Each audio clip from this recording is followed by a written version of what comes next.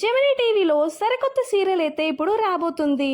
ముక్కెర మీనాక్షి అనే సీరియల్ అయితే త్వరలో రాబోతుందని ప్రోమో అయితే రిలీజ్ అయింది. మరి ఇందులో మెయిన్ లీడ్గా హీరోయిన్ తనుజ వెంకటేష్ అయితే నటించబోతున్నారు. మరి ఈవిడ మన తెలుగు యాక్ట్రెస్ కాదు, కన్నడ యాక్ట్రెస్. మరి మన తెలుగులో అయితే ఫర్ ది ఫస్ట్ టైం అయితే నటించబోతున్నారు.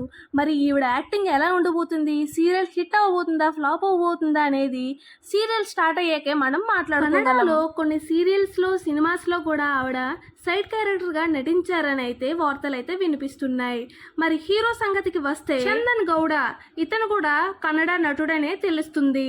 మరి కన్నడలో కొన్ని సినిమాస్లో అయితే సైడ్ క్యారెక్టర్గా అయితే చేశాడని అయితే వార్తలు వినిపిస్తున్నాయి. మరి ఇతను ఎలా ఉండబోతుందో ఏంటో అనేది మనం సీరియల్ స్టార్ట్ అయిన వరకు వెయిట్ చేయవలసిందే. మరి ఇతని లుక్స్ మీకు ఎలా అనిపించాయి? హీరోగా సరిపోతాడని అనిపించిందా?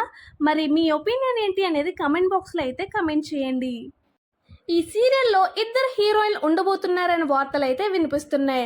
అందులో ఒకరు కన్నడ యాక్ట్రెస్ తనుజ వెంకటేష్ అయితే మరొకరు మన తెలుగు యాక్ట్రెస్ అనే వార్తలు అయితే గట్టిగానే వినిపిస్తున్నాయి. కీర్తి భట్, ఈవిడ మన తెలుగులో కొన్ని సీరియల్స్ అయితే నటించింది. మనసిచ్చి చూడు, కార్తీక దీపం లాంటి కొన్ని సీరియల్లో అయితే చేస్తూ మంచి గుర్తింపును అయితే సాధించింది. కూడా వెళ్ళింది, బీబీ జోడీలో కూడా చేసింది. ప్రస్తుతం అయితే బీబీ జోడీ నుంచి అయితే తప్పుకుందనే వార్తలు అయితే వినిపిస్తున్నాయి. ఈ సీరియల్ కోసమే తప్పుకుంది అని అయితే కొంతమంది మరి అనుకుంటున్నారు. కీర్తి భట్ వాళ్ళ లవర్ తో ఎంగేజ్మెంట్ చేసుకున్న తర్వాత రీసెంట్ గా బ్రేకప్ అయిందని సోషల్ మీడియాలో అయితే చెప్పింది. ఈ వార్తలు అయితే సోషల్ మీడియాలో బాగానే చక్కర్లు కొట్టాయి.